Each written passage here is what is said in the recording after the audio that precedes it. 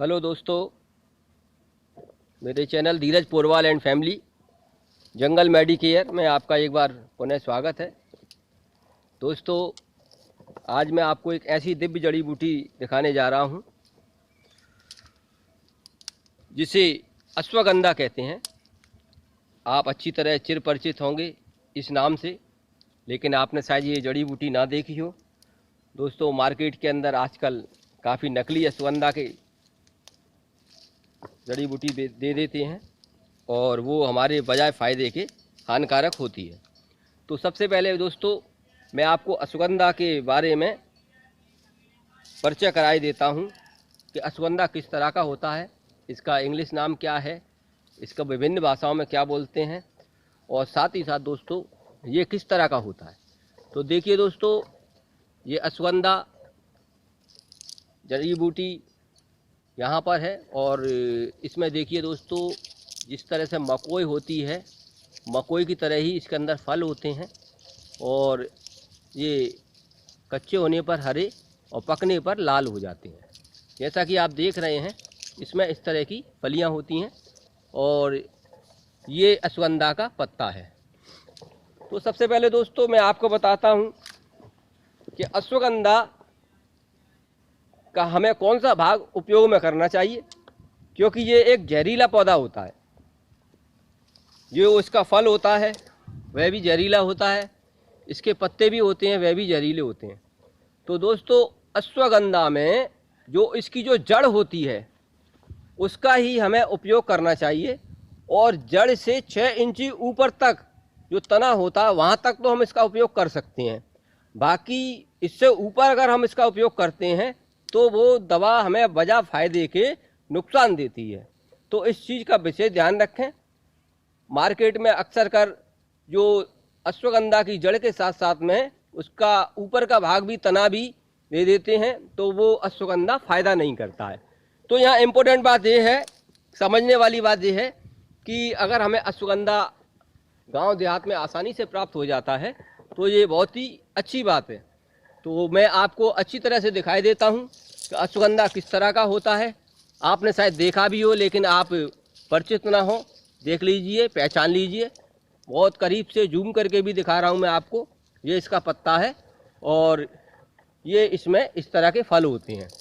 तो दोस्तों, ना तो इसका फल का प्रयोग करना है और ना ही इसके पत्तों का उपयोग करना है। अब रही बात दोस्तों, ये अश्वगंधा क्या काम में आता है और इसका कैसे उपयोग होता है, तो मैं आपको विस्तार से बताता हूँ।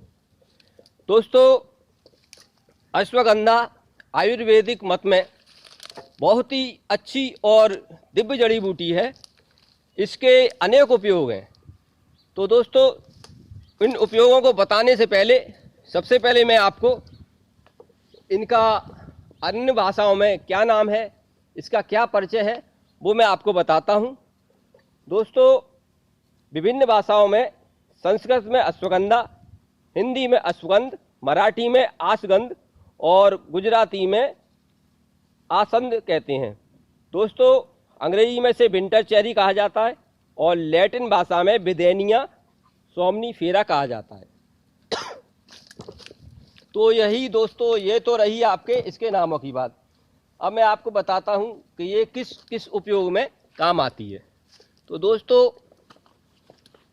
सबसे पहले जिन महिलाओं को लिकोरिया की शिकायत है उनके लिए ये बहुत ही रामबाण औषधि है। इसमें आप अश्वगंधा के साथ साथ में चुनियागौन और मिश्री का बराबर का उपयोग करते हैं तो ये हमें लाभ पहुंचाता है।